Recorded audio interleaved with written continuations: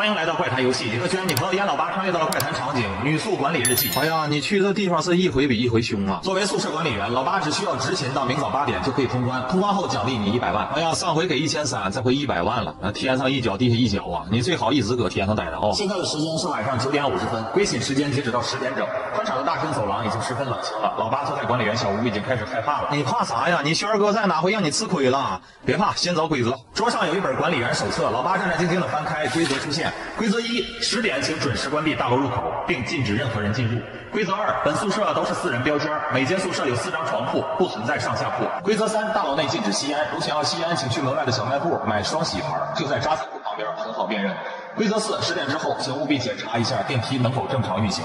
10点要干这么多事儿啊？现在几点呢？现在时间是9点57分。此时从门外走进来2个女孩，有说有笑，其中一个戴着口罩，黑色披肩长发。老八让他们在登记簿上登记，登记簿上必须写清楚房号、床位。两人登记好之后，便走上电梯。此时的时间已经来到了9点59分。你先别看了啊，你找2样东西：手电筒、保安棍，先备好，防止一会儿抓瞎。老八翻出了高亮度手电筒，扶床下找到了保安棍。此时时间已经是10点整。拿上手电筒出去，先关大门，然后去电梯，别慌啊，照做就完事儿。老八关好了大楼的入口，随后来到了电梯，检查电梯运行灯处于常亮状态，电梯正处在2楼。老八转身准备回宿管屋，电梯却运行到了1楼，打开了电梯门。有学生出来的话，不要跟他们讲话啊！咱们还没看下边的规则，你先回宿管屋。可是电梯内并没有任何生物出现，老八有点害怕，问你应该怎么做？没有人。哎呀，这条先别管了啊！规则是说了让检查，但是却没说正常或者不正常到底应该怎么处理，可能就是单独的提供了一条线索，或者是故弄玄虚，看看一会儿用不用得上吧。先回屋，先回屋。老八一溜小跑回了宿管屋，拿起了桌上的管理员手册继续查看。规则5：如果有白色衣服的女孩来敲门，不要放她进来，她会暴打你。规则6：这栋大楼里没有热心肠，不要接受任何人的帮助。规则7：宿舍管理员只有你一个人，没有换班人员。如果他出现，请打发他1支烟，让他明天再来。规则8：不要出门买任何东西。不是，我有点不太明白了啊！红字我现在不确定是救命的还是有诈的，但是为什么红字自己都冲突呢？单从这个字面上看啊，我现在偏向于红字没诈是救命的，但是不要买东西也是你，让吸烟必须出门买双喜牌的也是你。这有解吗？老八说他可以忍住不吸烟，他将口袋里的红塔山放进了口里。只要不吸烟，是不是都不触犯红字呢？不对，这样就更危险了。规则7和规则3本身就是相悖的。假设现在规则7出现了，按照规则3没有红字的话，那就是必死之局呀！你给不给烟呢？你给或者不给，可能都得死，无解。但红字给了一线生机呀，那就是双喜牌是允许在这个大楼里头点燃的。如果是这么说的话，红字是好的，那它肯定有解。你先看下边啊，我再想想。老八正要看下边的规则，突然门外出现了一个白色身影，是一个长相甜美的女生。她微笑着询问老八能不能开门让她进来，她今天有点事儿回来晚了。规则5出现了。按照常理来说啊，你帮了他，那他可能报答你。但是红字说不让他进来，你不让人家进来，他咋报答？等会儿，我好像知道。你这样，你问他，你说姑娘，你能先上门口帮我买包烟吗？要双喜牌的啊，就在那个杂彩铺的旁边。女生笑着说没问题，然后飘然远去。成了，这女的可能就是关键，因为你拒绝她，然后她又帮忙了。由此看来，这红字大概率是救命的，那就稍微简单一点了。但是现在关键是看她买回来咋吧。正在老八也松了一口气的时候，大楼里突然出现一阵扫地的声音。老八出门查看，发现一个保洁阿姨正在扫地。看到老八，她笑着询问需不需要帮忙打扫卫生，并且拜托。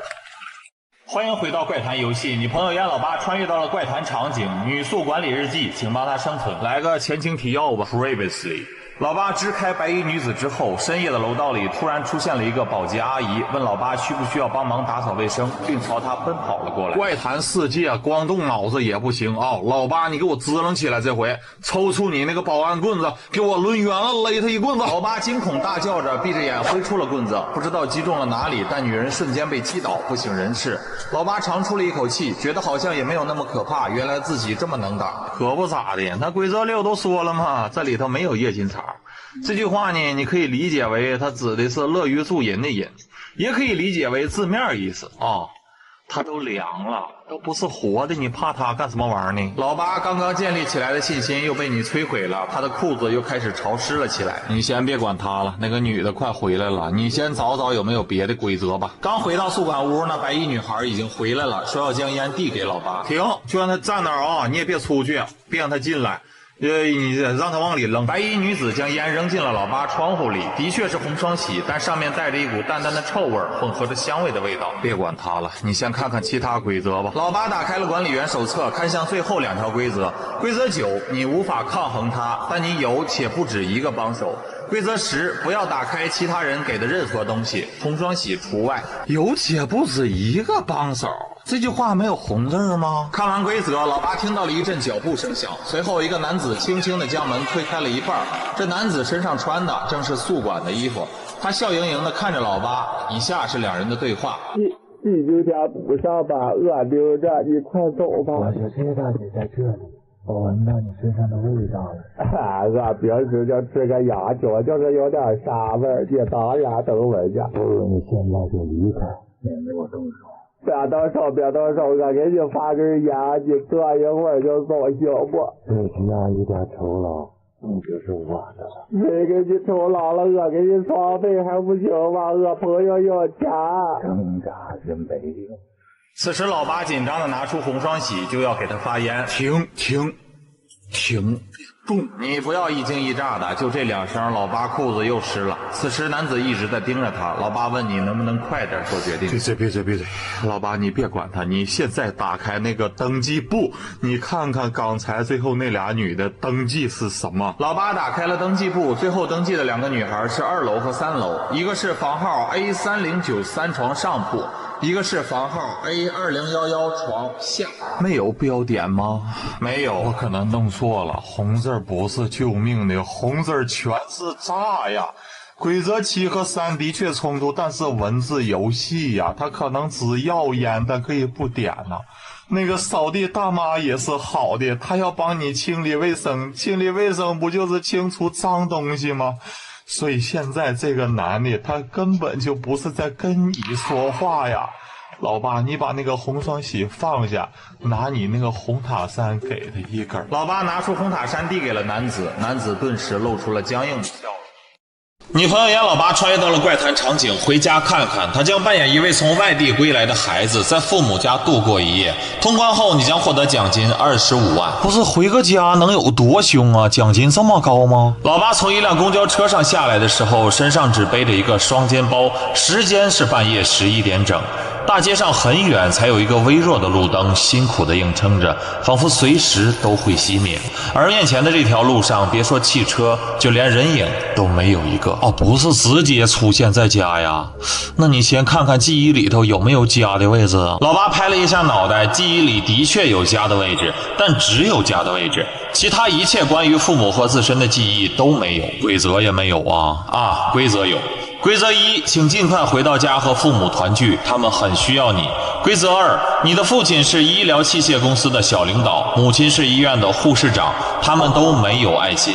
规则3，你必须满足父母的所有要求，否则的话，母亲的情绪会很不稳定。就这规则3，一眼看上去我觉在家不回也罢，但是有规则1，所以还是得回。不过这个规则2有点奇怪呀，俩人都没有爱心，那父亲的职业倒没啥，当个器械公司的小领导也不需要啥爱心，说不定就是靠你妈的关占你母亲的人际关系的光当上的这个领导。但是你母亲这个职业呢，没有爱心的话，那指定是干不了。如果他也是靠关系的话，那规则里没有给出相应的线索，所以这个可能应该是排除。老八说，那是不是就说明红字是坏的呢？如果红字是坏的，那这句话就没什么问题了。可问题就出在这儿啊，如果红字是坏的，那规则3是咋回事啊？一个情绪很不稳定的人，他能当护士长吗？街上的风越来越凉，老八不由得加快了脚步，他越走越是害怕，因为街上不仅没有人，就连两边的店铺都没有一家开着。可就在他走到一条街的拐角时，前方的垃圾桶处一个黑影突然动了一下，那似乎是个人影。多一事不如少一事他如果在你的正前方，那你就上马路对过走。老八停下愣了片刻，快步走向了马路对过。那身影没有动，老八这才继续往前走。不过老八难以抑制自己的好奇，在走到与那人平行的位置时，借着对面路灯的微弱灯光，老八朝那人影看了过去。那似乎是一个身材佝偻的老太太，正在垃圾桶里捡东西。身上披着脏兮兮的破棉袄，蓬头垢面。但随着老八的观察，他捡东西的手慢慢停在了半空，似是感受到了老八的目光一样，他循着目光看了过来。而看到正脸时，老八吓得当时身子一僵。只见这老太太的脸上，眼睛是圆的，耳朵是圆的，就连鼻子似乎都是圆的，而且她还是一张圆脸。狗东西，你咋这么欠儿呢？你瞅他干啥呀？没事儿，你赶紧走啊！但是你也别跑，你自然一点。老八强忍着恐惧收回目光，挪动着僵硬的双腿继续往前走，一边走一边用余光回望，发现那老太太还呆在原地，他这才放下心来。但拐过这条街后，他忽然听到身后出现了动静，回身看去，血都凉了。只见那老太太提着一个麻袋跟了上来，她的腿虽然很短，但是速度却非常快。此时已经到了老八的身后2米左右。不是，这玩意儿没出现在规则里头，他追你干什么玩意儿呢？照他这个速度啊，你跑可能也跑不了，你就正常走。他要是敢动手，你就跟他拼一把，我就不信了，你连个老太太都赢不了。老八强忍住拔腿就跑的冲动，继续正常的走，而老太太已经来到了老八的左后方，速度与老八一致，几乎是贴身而行。她的脸甚至就在老八的胸口位置。好在老八此时记忆当中的家非常近了，老八再也受不了这种恐惧，请求快速逃离。他妈也不动个手就这么贴着，的确是有点受不了。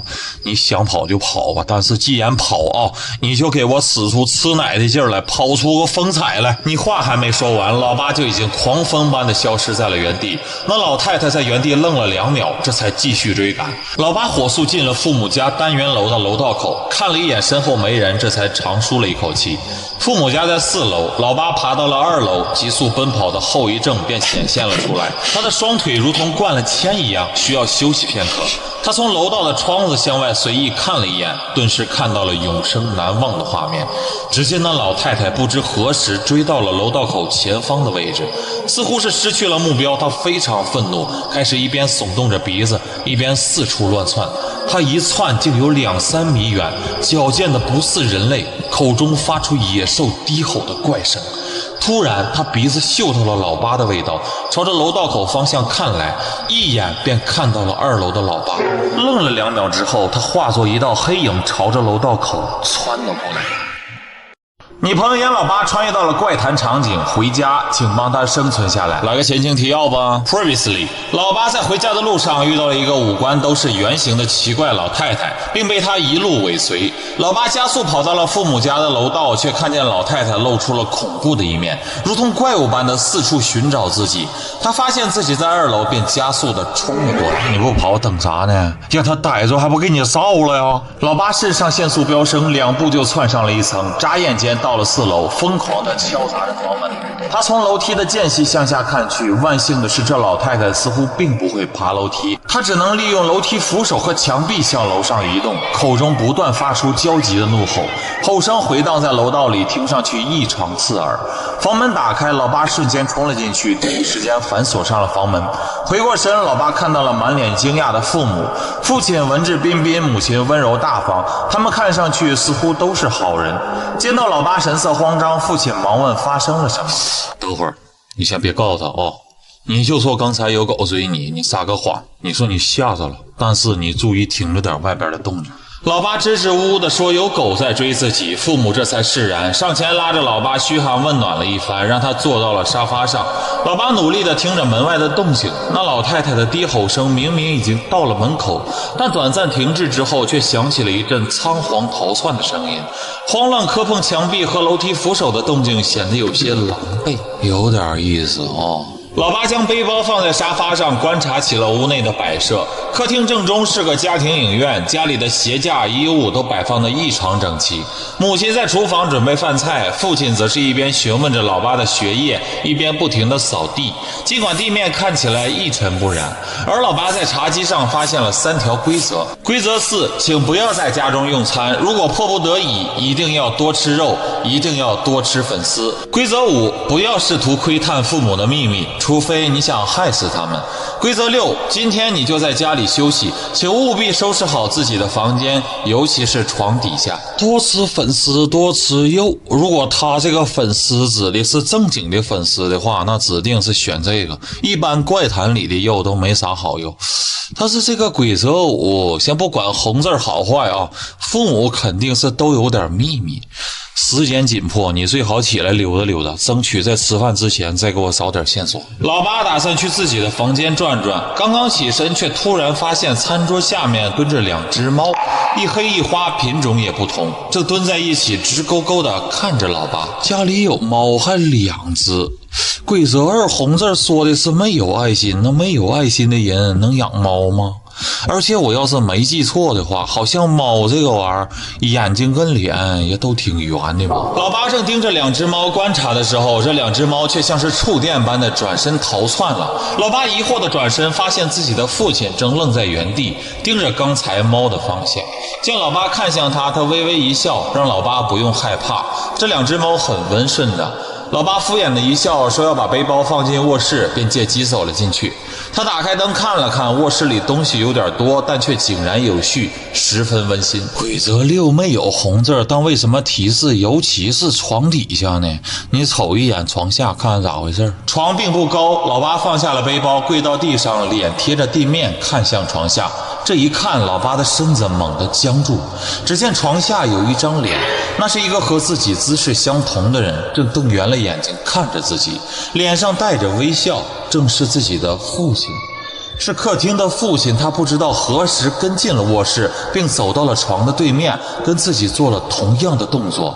老八强装镇定地问父亲怎么进来了，同时站起了身。父亲也一样起身，依旧保持着刚才的微笑，说他想让老八陪他唱一首歌，他在客厅已经准备好了。去吧，没事儿，有规则3在，你现在必须得听他们俩的，而且短时间内是不会有什么问题。老八跟着父亲进了客厅，同时他向你反馈到床下很是空旷，而且异常的干净，除了一些猫毛之外什么都没有，就算是躺下2个人都很宽裕。来到客厅，父亲果然已经打开了家庭影音，备好了话筒，他似乎很喜欢唱歌，热情地将话筒递给了老八一只。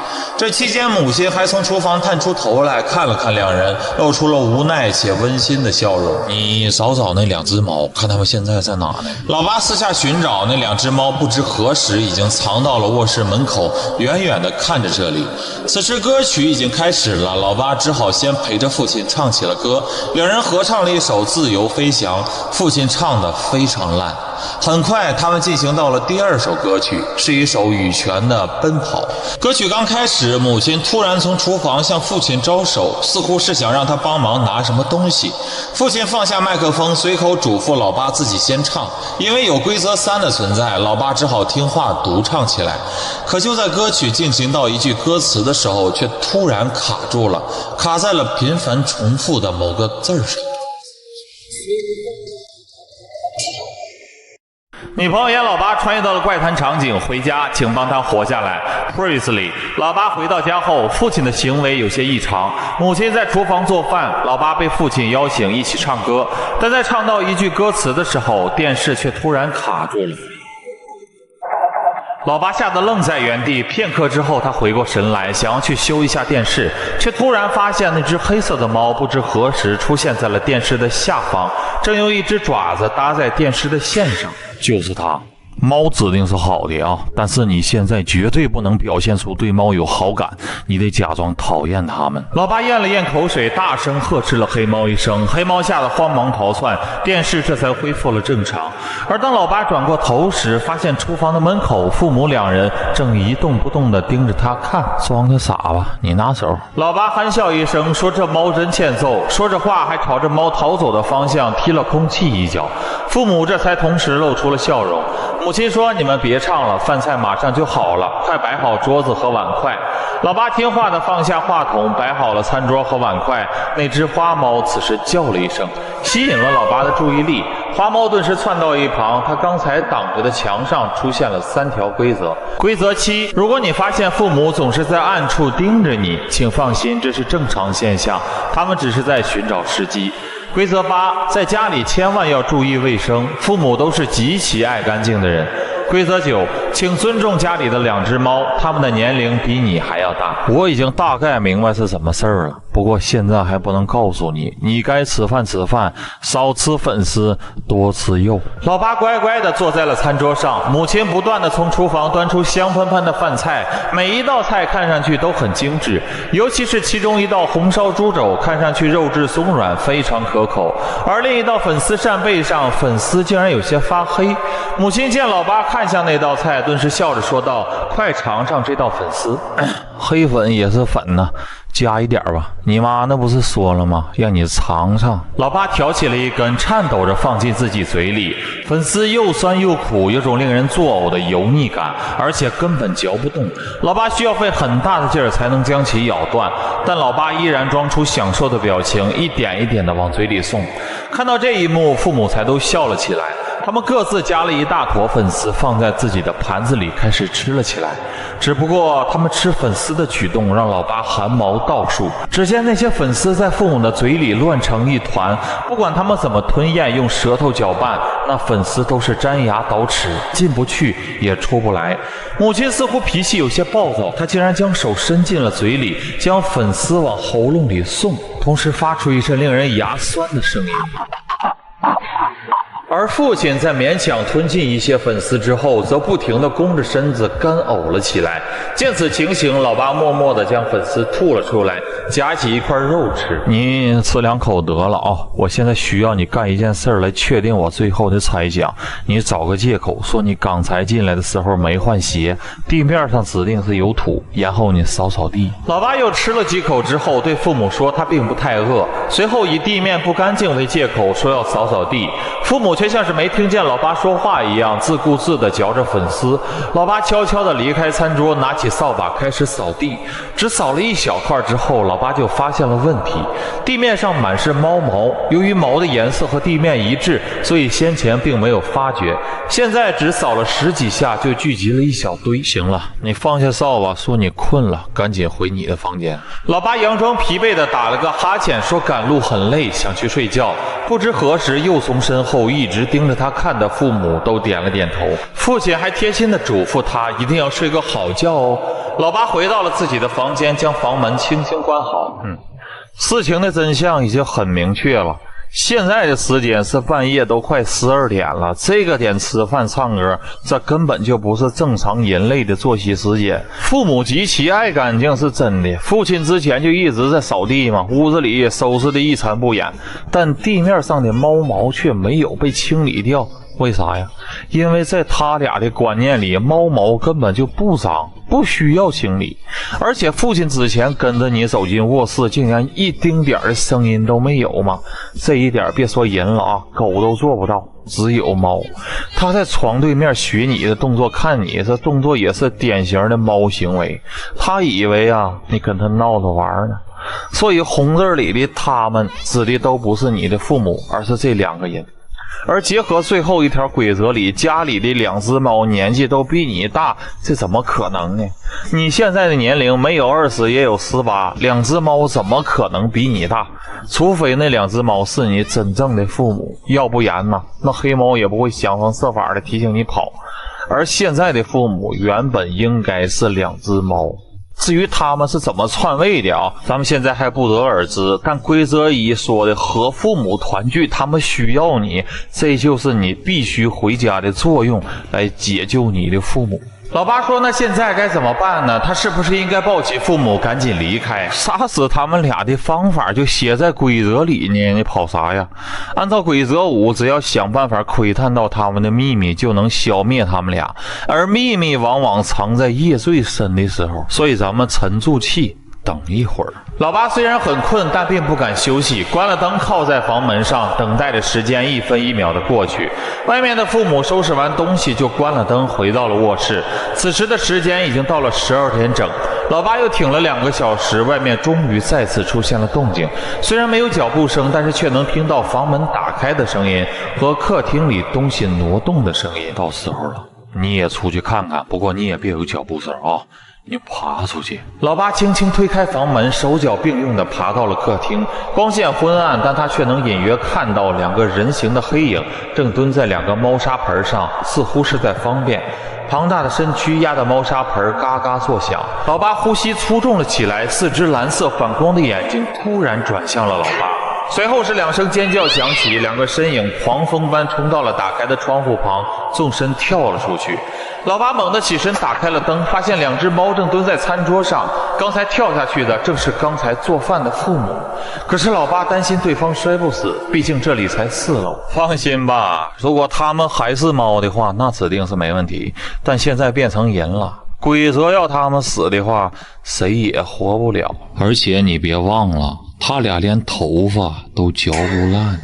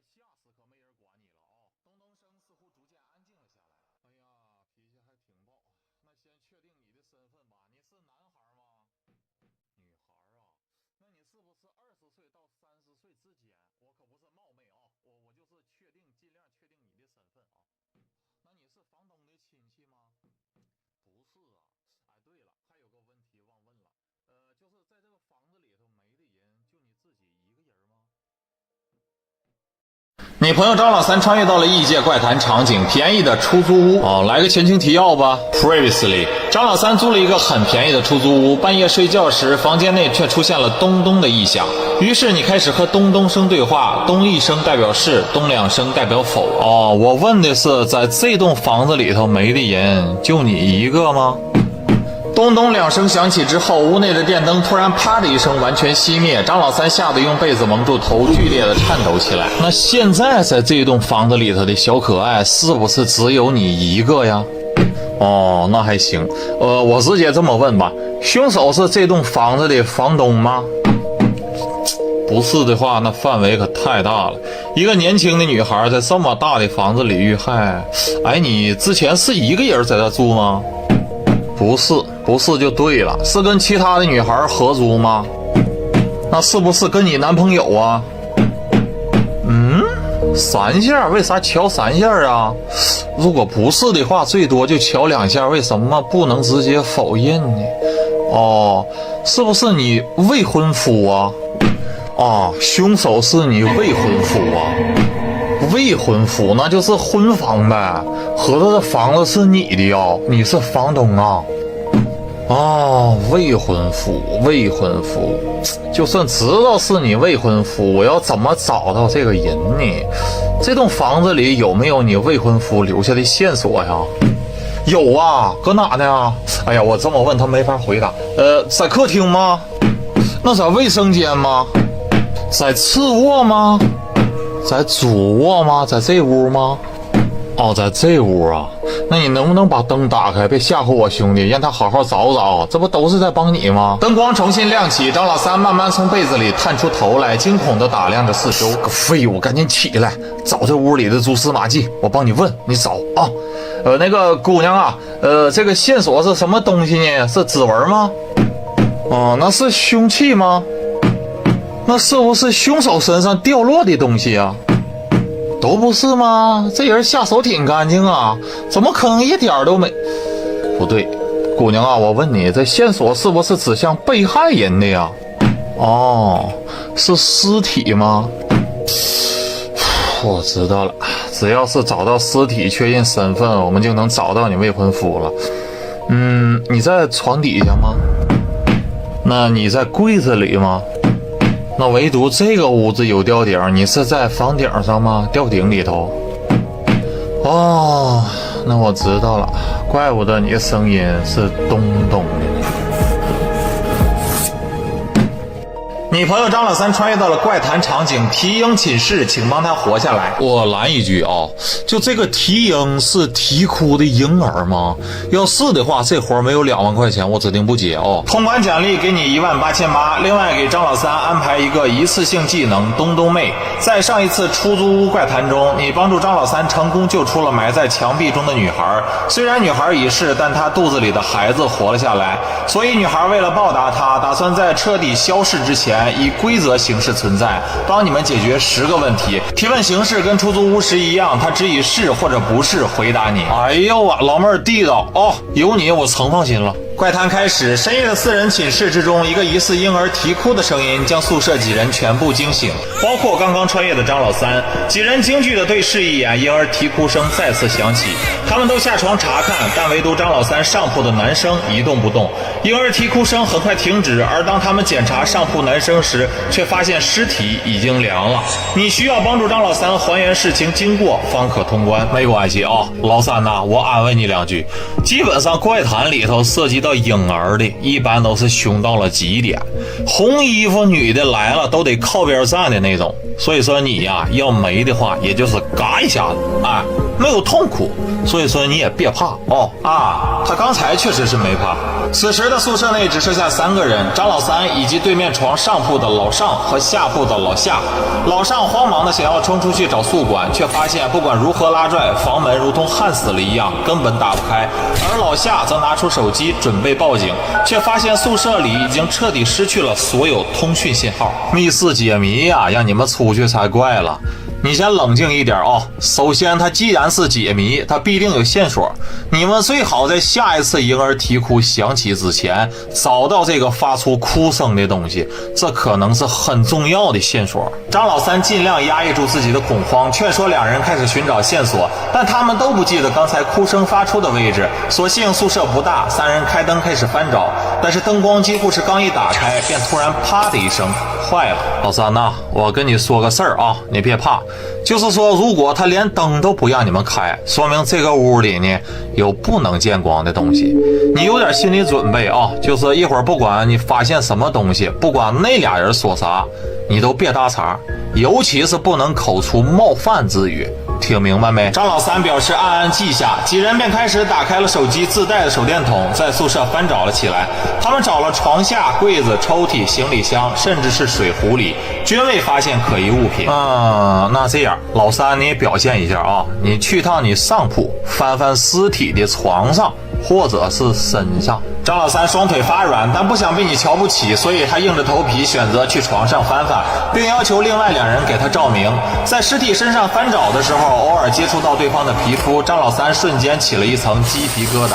他咽了咽口水，手中突然摸到了一个可疑物品，似乎是一个玻璃瓶子。就在他将瓶子拿下来的那一刻，张老三感觉自己的耳边吹来了一股凉风，并不冰凉，却很刺骨。你可以尿裤，但是别回头，假装没事下床，看看这个瓶子里头是什么东西。张老三的裤子开始逐渐湿润，心中的恐惧稍稍缓解。他颤抖地下了床，将瓶子放在桌上。这是一个透明的扁玻璃瓶，瓶口宽大，里面大概有4、5块黑红之物。女朋友张老三穿越到了怪谈场景，提婴寝室，请帮他生存。来个前情提要吧。Previously， 深夜宿舍内响起了婴儿啼哭之声，3人醒来之后发现上铺已经有一个人死亡。几人翻找之下，在上铺床上发现了一个玻璃瓶子，里边装着一些黑红之物。这指定又是哪个好男人的战利品呢？对面下铺的老夏突然说他明白了，并胸有成竹地推断出了事情经过：大学、恋爱、怀孕、学业为重、流产、婴儿复仇。老上也觉得这件事情很简单，估计就是哪对小情侣的荒唐事儿罢了。不对，如果是这么简单的话，这孩子怨气不能这么重。果然，老夏推断完之后，屋内狂风大作，寝室窗户开始疯狂的开合，似乎是在表达着某种焦躁和不满。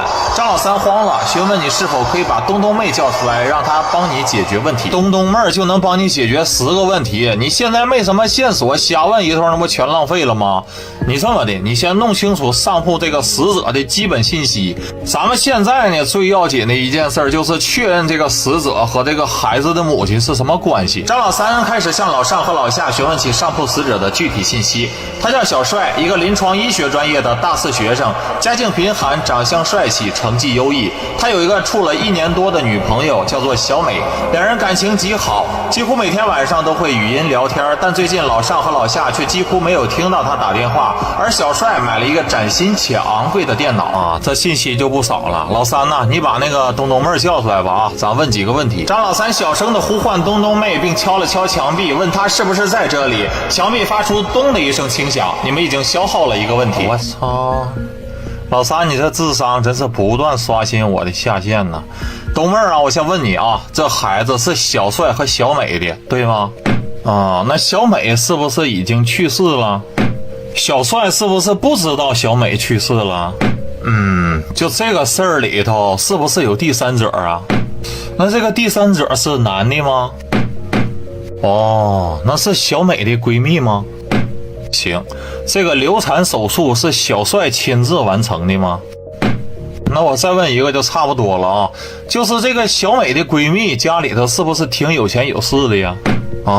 行吧，那事情呢我基本上是问完了但是好像还剩一个问题，也别浪费这么的，我问问小美她现在是不是就在这个屋呢？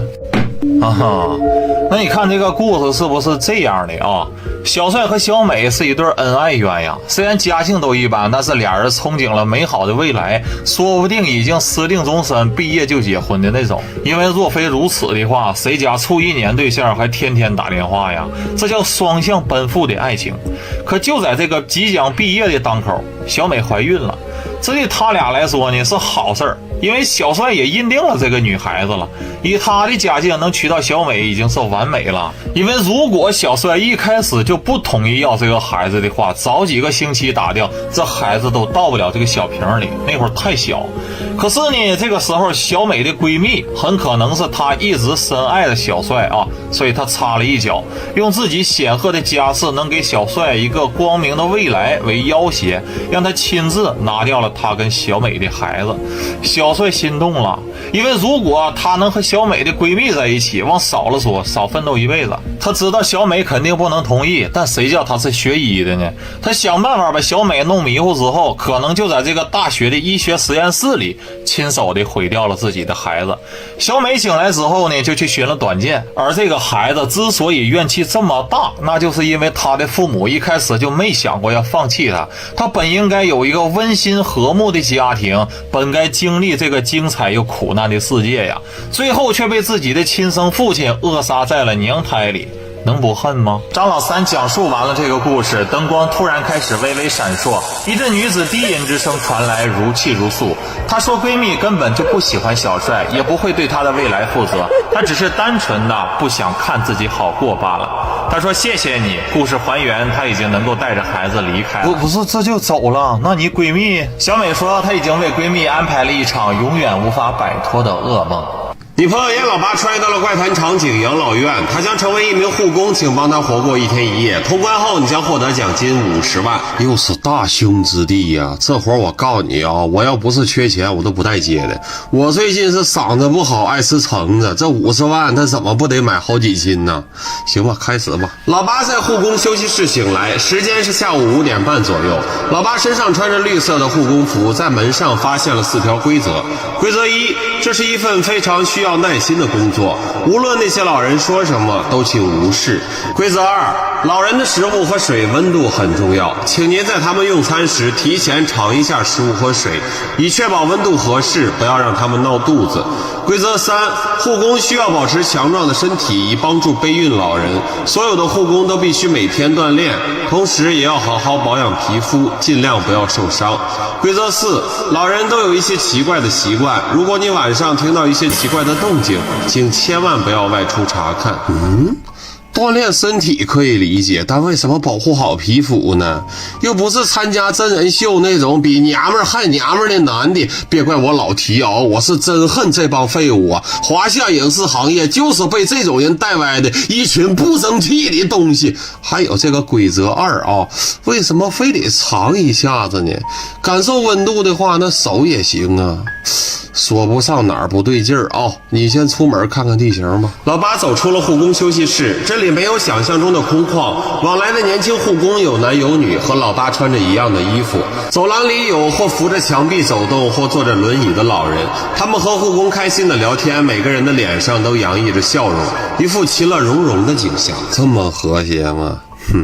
这都是表象，你继续找吧啊！关键线索都在细节里头。此时楼道的铃声响了，美妙的电子女声提醒大家到餐厅去吃饭。一些护工或搀扶着老人，或推着轮椅朝着某个方向走去。一个扶着墙走路的老人冲老八招了招手，老八赶紧上前搀扶住老人，也朝着餐厅方向移动。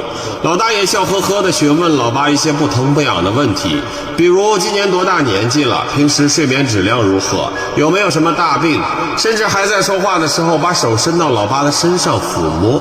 老八顿时起了一身鸡皮疙瘩，这老爷子是不是有啥特殊癖好啊？不过根据规则1啊，你可以完全忽略他说的话，不用搭理他。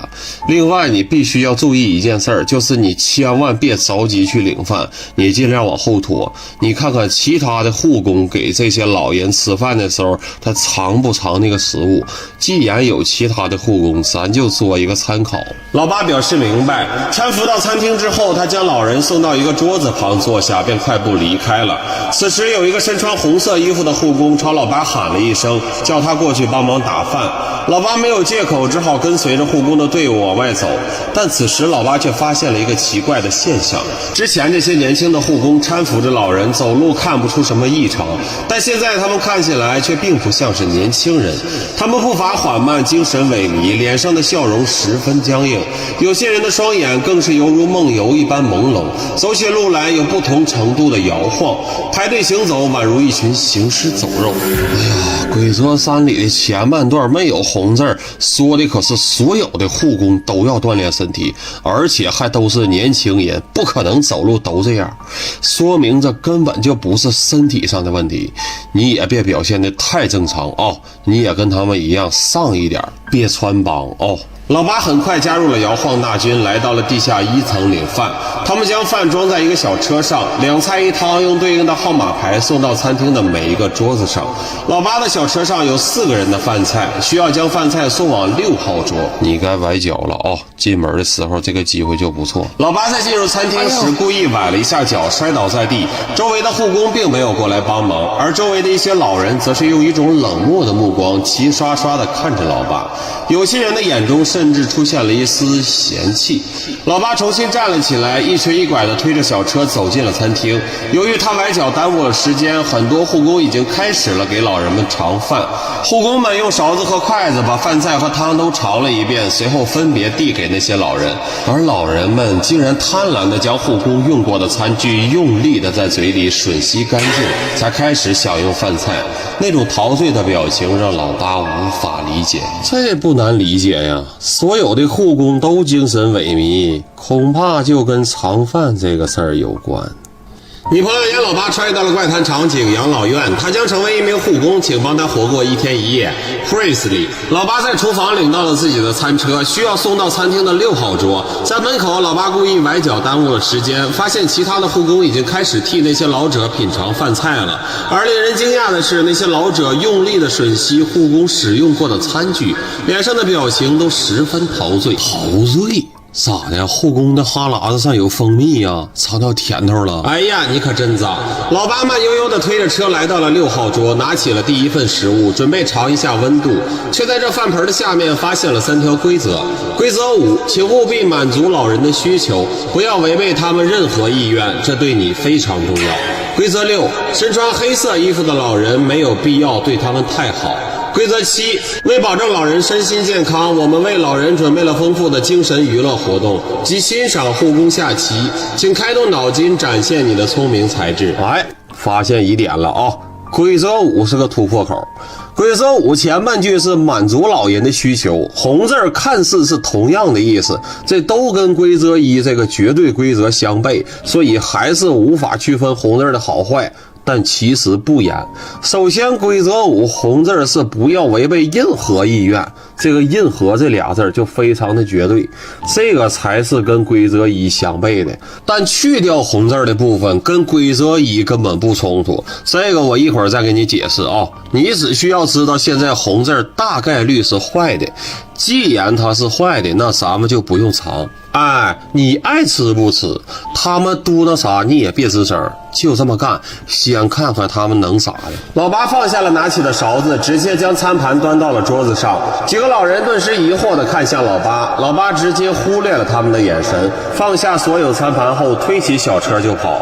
另外，你看看规则6里头提到的这个黑衣服的老人都在啥地方？老八推着餐车四下走动，终于在餐厅的一角发现了几张桌子，这些桌子上坐着的都是身穿黑衣的老人，照顾他们的护工心不在焉，有些甚至玩起了手机，而有一些甚至在强行给那些老人喂水喂饭。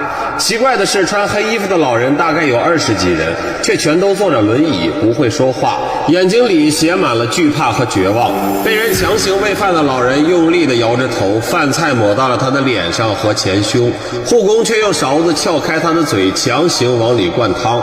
锋利的勺子边缘将老人的牙龈戳得血肉模糊，老人却只能无助地发出呜呜的声响。所有的黑衣服老人都不能说话，而且全都坐着轮椅，这里头肯定是有线索。你这么的啊，你也上去帮忙，你就帮那个正在喂饭的护工。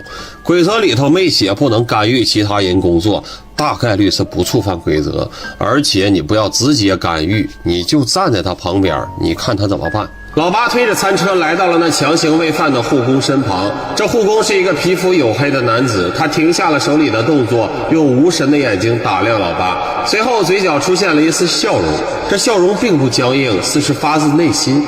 他将手里的饭菜递给了老八，随后拿起了一个杯子，快步离开了。老八看着护工离开，有些发愣地看向黑衣老人。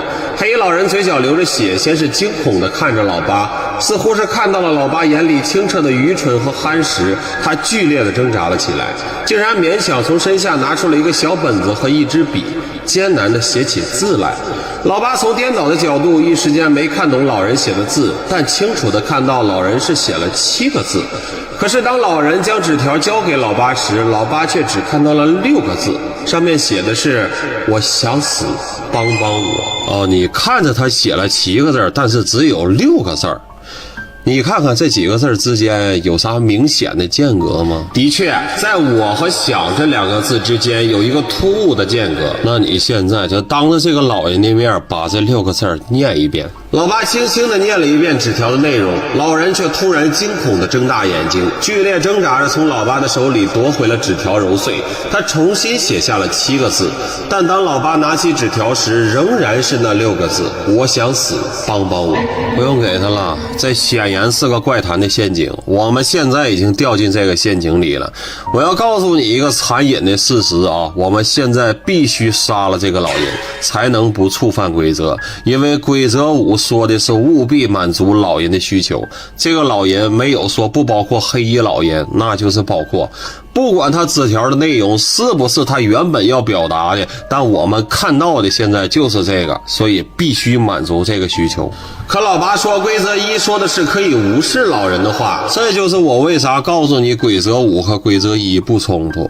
规则1说的是无视所有老人的话，而除了说话之外，写字也可以传达信息，所以只要不是说话传达的信息都必须满足。别犹豫了，今天这个人必须得死。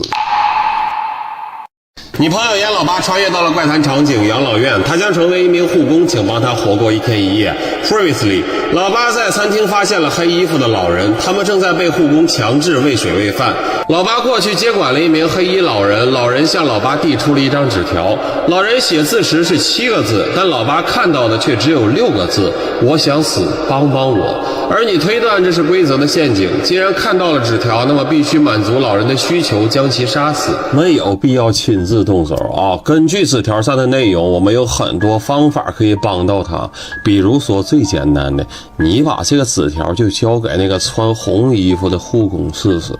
黑衣人在其他护工没看到的情况下给你纸条，显然他纸条的内容是不能被护工看到的，而且其他人看到这个纸条上他的字儿很可能跟你看到的都不一样。老八犹豫了，他觉得这样对老人太残忍了，毕竟他是老人唯一的希望，而现在你却要他出卖老人，这好吗？这不好。我理解你的善良哦，但是你拿起来刚才那个护工逼他喝的那碗汤尝一口，你告诉我那是啥？老八用手指沾了一下那黄色的汤，很咸，而且有一股。你通关这个怪谈之后，这怪谈可能会破解掉，但如果你现在触犯规则了，你可能暂时救了他，但你死了。他们所有人都会无休止的遭受这种虐待直到死亡，你觉得哪个好点？这老头看穿了老八的憨实和愚蠢，却没有想到他背后还有一个你。他疑惑地看着老八走向了红衣护工，并将纸条递给了红衣护工。老人眼中流露出强烈的恐惧，他剧烈挣扎着想要移动轮椅，但红衣护工已经带着人气势汹汹地走了过来，命令几个护工强制将老人推回了宿舍。随后红衣护工命令所有护工将老人们带到娱乐室，老八也跟随来到了另一个房间。这里摆放了许多棋盘，有围棋、象棋、五子棋、军棋、跳棋、斗兽棋。红衣护工要求所有护工两两一队开始下棋。这里头你会玩哪个呀？老八说他最会玩象棋，那就选象棋。规则棋里的红字意思是展示你的聪明才智，那既然红字是坏的，反义词就是隐藏你的聪明才啊，你也没啥可隐藏的啊，反正越傻越好吧。所以你只能输啊，不能赢，而且还输的不能太假。老八说想输的话，那应该选一个不会的呀。那不行，会的你才能保证输，不会的我怕你蒙赢了。有道理。老八找了一个象棋的棋盘坐下，在棋盘上发现了3条规则。规则8，若是不幸有老人去世，请千万不要通知家属，立即将老人送往地下1层。规则9，老人们需要充足的睡眠，并且非常怕光，每晚11点请务必巡逻检查一次，帮忙关闭灯具、电视机，并确保所有老人都安详睡去。规则10，我们的伙食非常健康，多以流食为主，不定期提供美味的瘦肉粥，请一定不要浪费食物，享用干净哦。最后祝您住院愉快，选择本养老院是您最明智的决定。送往地下1层，我要没记错的话，那厨房就在地下1层吧。按照你的要求，老八玩了2个小时，输了2个小时，现在已经没有任何老人对他有兴趣了。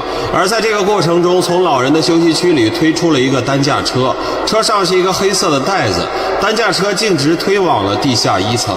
大概过了20分钟，走廊内的大喇叭开始广播，明天的早饭将会有皮蛋瘦肉粥。老人们顿时欢笑着交谈起来，言语间似乎对明天的早餐充满了期待。啥玩意儿啊！我今天晚饭安排的就是皮蛋瘦肉粥，你让我咋吃呀？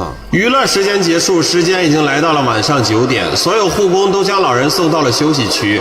老人们的休息区是集体宿舍，4人1间，有一条长长的走廊连接，而护工们的休息区就在走廊的另一端。10点，许多宿舍内的电视机还在响，10点半就已经有很多宿舍响起了鼾声。10点50分，整个养老院都彻底安静了下来。但就在此时，走廊里传来了一阵脚步声。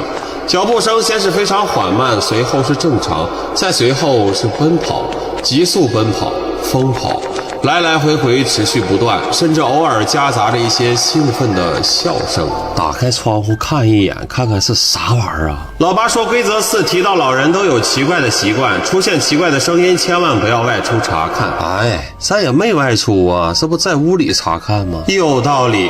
老八起床来到了窗边，透过窗缝朝外面看去，伴随着脚步声由远及近，一个怪异的黑影在窗前掠过，速度之快不似人类。就在此时，一阵闹铃声在老八身后响起，吓了他一跳。走廊的奔跑声也戛然而止，原来是11点整，提醒老八出去巡逻的闹钟响了。好家伙，这走廊里是有个096啊！不过你现在可以出去巡逻了啊！刚才你开的窗户，闹钟响了，外边那东西肯定是不跑了，快出去吧啊！哎，等等，你拿个手电筒，功率越大越好啊！老八换了一条新裤子，找到了一个大功率手电筒，打开门来到了走廊。他先是探出头左右看了看，走廊里静悄悄的，根本就没有什么人影。哎，放心，他肯定是藏在暗处看着你呢啊！暂时不会贴脸。老八颤抖着进入走廊，来到了老人们的休息区。宽大的玻璃窗户可以看到里面老人的睡觉情况。由于光线昏暗，老八只能趴到窗户上往里看。他一个接一个的窗户看去。当他来到9号房间时，他看到一张床上的老人背对着他侧躺在床上，在假装睡觉，因为他身体在不停的剧烈起伏。停，你就这样看着他啊，咱们又落入规则的陷阱了。规则9让你确保老人安详的睡去，这个他妈显然不安详，所以你还不能走啊，你只能在这儿盯着他，等他睡着了才能离开。按照之前的种种线索，这些护工肯定只是为老人们养的提供年轻躯体的容器。但我之前不太明白的是，他们到底是直接霸占这些年轻护工的身体，还是在夺取他们的生命力呀？事实证明啊，2种方式都有老人选择的可能性更大。那种黑衣老人就是被互换了身体的护工，而精神萎靡的那些护工就是被不断吸收生命力的人。而很显然，这里的老人基本上都知道并且接受了这些，加上刚才在走廊里奔跑的那个速度，说不定就是哪个刚刚获得了新生命力的老人在试验自己的体能，他们有可能就是怪谈的本身。老八听得精神太过集中，只知道盯紧那床上的老人，但当他余光看向其他床铺时，顿时惊恐地发现，另外3个床铺上的老人竟然消失不见了，他们刚才明明还在的。他骇然看向了门口，只见3个黑影正姿势怪异地定格在原地盯着他。哎，本来还以为能简单点，等他睡觉就过了，没想到还是得对抗一下子。打开你那个手电筒啊，然后把走廊的所有灯全都打开。似乎是察觉到了老八的意图，那3个黑影嚎叫着朝老八冲来。老八啪的一声打开手电筒，惨叫声顿时响起。老八继续打开了走廊灯，整个养老院顿时回荡起恐怖的嘶吼和怪叫。哎，这下都安详了吧？